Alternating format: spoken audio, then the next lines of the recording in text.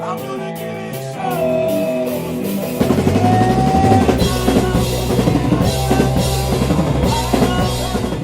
I'm Rob Kerr, and manager for community property. I've known Jay, God, for almost 20 years. We went to school together. I tried to help him out when he was in another band called Hash Brown.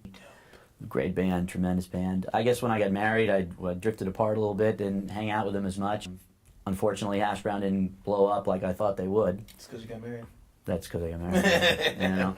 And Jay's like, yeah, you should come check my new band. They're called Community Property. So, and I think the first time I saw it was at Quarter Deck. Yeah. I came to Quarter Deck, checked them out. I was like, wow, these guys are tremendous. And started out basically as a fan. You know, he was coming to every show. Good friend. Good friends with Jay, and then coming to the shows. You know, got to know Lou, got to know Dutch, got to know the original guitarist, Yeah, Leo. Oh, speak on that. I'll speak. You guys put this back in the documentary. Leo. I will say this now, camera. Get that camera over here. Get over here. Leo lent tremendously to the sound that Community Property has now. I'll be honest with you, that whole different genre stuff at the time, you know, we were playing real R&B soulful stuff before Leo came. And then once Leo came in the picture, he brought this whole different jazz rock element that just was driving, you know, his sound, you know. And I give that to him, man. Make sure you put that in the documentary, you know what I'm saying? Man. Clip. Side note. And I think it really got started this year when they won the Hard Rock Battle of the Bands. You know, Lou and Jay were like, you know, Rob, we'd like for you to come on board. I mean, I teach school by day, so that's kind of like my 9-to-5 job. But I love music, making connections here or there, and really just putting them out there so more and more people can enjoy the music. First of all, you need the in. You know, you gotta. It's great if you have a contact already. Some of the venues have up like, you know, if you work with some of the, I guess, lesser established venues, they have like a little site where it says, hey, you know, fill out some information about the band, and you know, in some cases they'll call you back. In other cases, you know, sometimes they don't.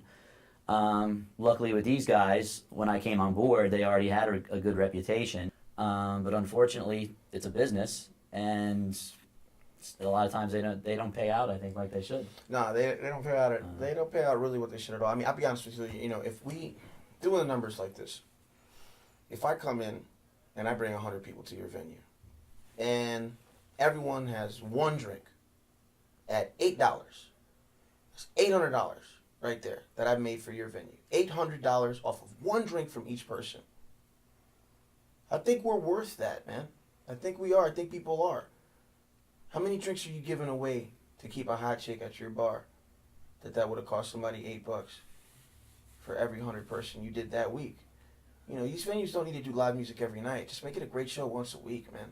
And people are going to come. You know? When you oversaturate and try to do it every night. Now, there's a venue, the Funky Buddha, they're cool, man. I like how they got it set up. Now, they do the percentage thing. But they got a following, and people know to pay when they come all the time.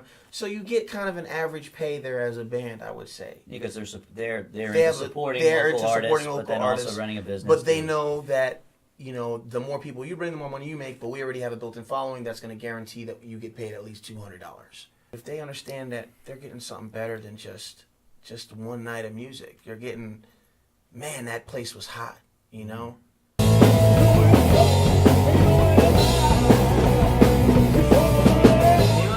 La conversación. Yes. Where were we? Where were we? We were talking about some of the venues, entertaining options of, you know, bringing some quality bands together. I can hire a DJ for the night. I don't need to pay for musicians. Jimmy and his little brother come out with their amp and kill it for 3 hours playing Jimmy Buffett. Of course I'm going to pay that kid nothing or $50 and I have to worry about hiring a band or anybody else, you know? Mm. And it's so funny because when we play venues that we don't really play, I can hear, like I can see people like, man, wow, who are these guys? We're, you know, and you would think that a venue would be like, you know, let me bring these guys back here because I think if I push for them and I tell people how good they are, I mean, if you're open as a bar, you definitely have access to at least 200 to 300 people or else you wouldn't be open. You know what I mean? So if you're doing your job and you're telling those 200 to 300 people that come to your bar anyways, like, hey man, you gotta check out these fucking guys. Man, the place is crazy. They make it great. They make the environment great. And then we kill the show. You're happy you made crazy money Because you invited all your people that was normally going to come anyways, but you didn't really tell them that we was having a band. Hey, Fred, why don't you tell me there was a band tonight? You know how many times I hear that? How many times I hear from managers, hey, Jason, you didn't tell me there was going to be a band tonight. You know? Because they don't care. They're looking for us to bring the people to them, man. It's gotta help us out, man. We're going to make you more money, you know? Because we're providing an awesome atmosphere. And a thumbs up from Ron. Right there. That's good.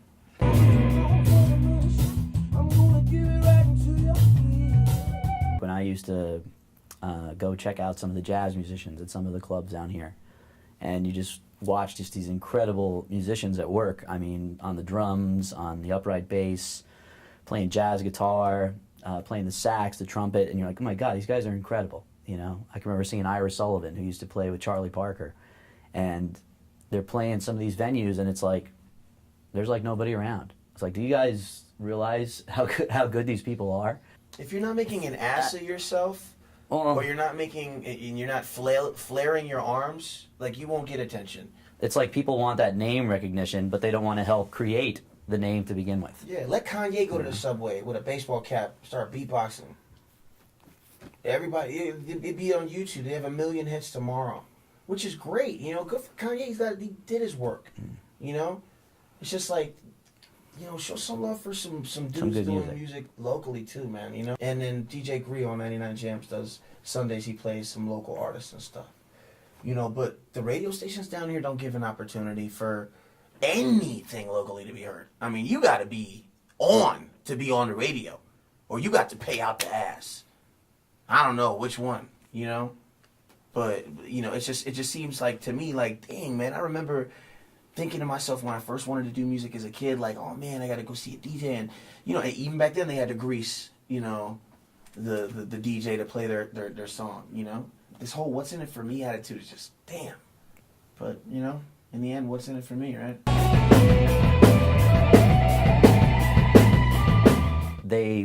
They'll tend to like a certain type of music because it's the in thing to like. You know, do they legitimately like it, or do they like it because it's the new brand on the street that I should really like this right now? That's why when they played the Hard Rock, they did the Battle of the Bands. What was so cool, what I appreciated the most, is when they were jamming on stage, you actually had the crew from the kitchen of the Hard Rock, the dishwashers, the servers, the cooks, came out and were like bobbing their heads to community property. Now, when I saw that, I was like, wow, these guys are really amazing. I mean, look at how they're influencing all these people around here. Yeah. You know, and it's a shame. It's that some people can't just like certain types of music just because, wow, it's good and appreciate it. It's like they need to have somebody tell them, oh, this is cool, this is good. Don't you know who that is? They know that so-and-so and so-and-so. Exactly. And it shouldn't be like that. It should be because of the authentic product and what's produced and what's out there, and realize the quality of it. Exactly. And the quality should sell itself. Yeah, and if we would have an opportunity to perform at the Hard Rock on a regular basis for a decent wage, I mean, you know, fair wage, I think we would pull more people in that place every night. Well, that's why, once again, it's indicative of the overall economy. The trend is for a lot of companies to pay their employees less for more work.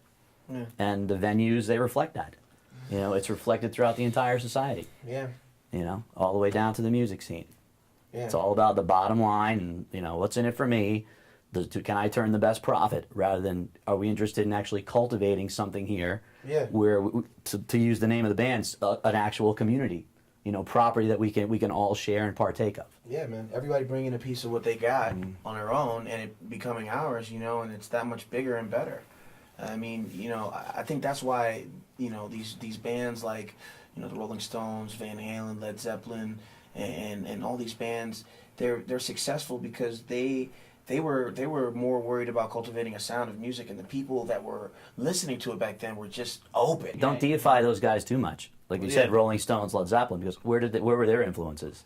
Yeah, they took a lot of that from rhythm and blues artists here in the U.S. who got paid shit. They didn't get anything. Yeah. You know? Yeah.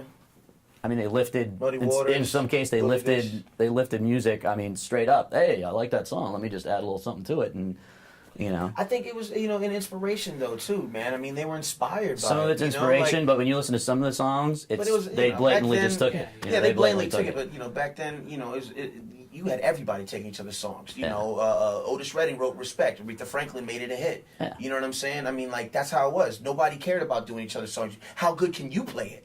How good of a musician are you? That kid killed that shit. Otis Redding, what's the song? Long Time Coming. Sam Cooke wrote it. Otis killed it. You know what I mean? Like it's just, I think it's just an interpretation. Those dudes really, they edified and they looked up to those blues guys. I don't think they were robbing them. I think they were like, yeah, let's let the world hear this sound. Because would the world know that sound if it wasn't for the Rolling Stones and Led Zeppelin in them? Well, that's true. That's You know what I'm saying? I don't think the Beach Boys, they wouldn't know anything about Willie Dix. You know what I'm saying? Or Chuck Berry. You wouldn't know shit about Chuck Berry if it wasn't for the Beach Boys. You know? And you got to realize these things, everything happens for a reason. You know, at the time, though, it's about the people being receptive to the music. I mean, the industry is crash, crash, crumble, crumble. It's in the hands of the people at this point. You know, so it is an indie world. It's just, can we get enough people to buy our shit?